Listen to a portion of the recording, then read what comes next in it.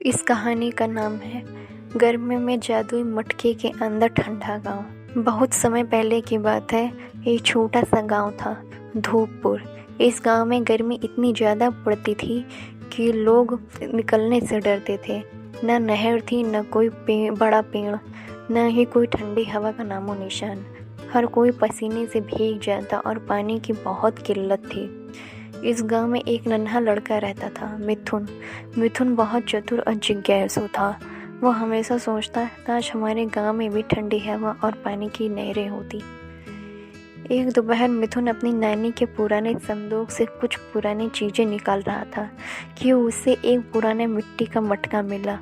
मटके पर कुछ अजीब सी चमक थी और उस पर कुछ अक्षर खुदे थे, जितने ठंड को खोया वही फिर से पाएगा। मिथुन को बड़ा आश्चर्य हुआ। उसने मटका उठाया और उसमें झांक कर देखा। अंदर से ठंडी हवा आई, जैसे कोई बर्फीली गुफा हो।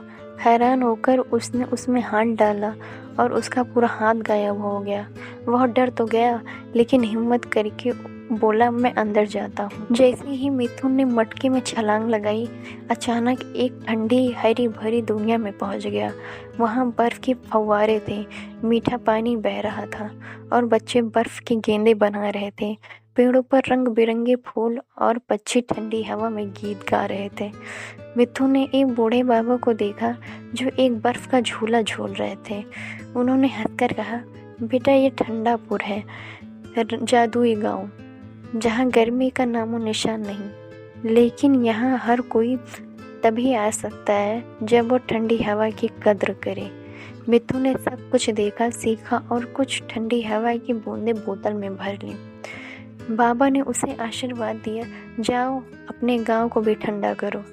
जैसे ही मिथुन वापस मटके से निकला, गांव अब भी तप रहा था, लेकिन उसने उस बोतल से हवा की कुछ बूंदें गांव के कुएं में डाल दी।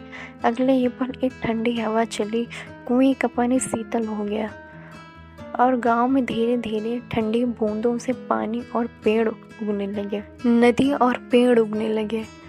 धूपपुर बन गया था ठंडापुर 2।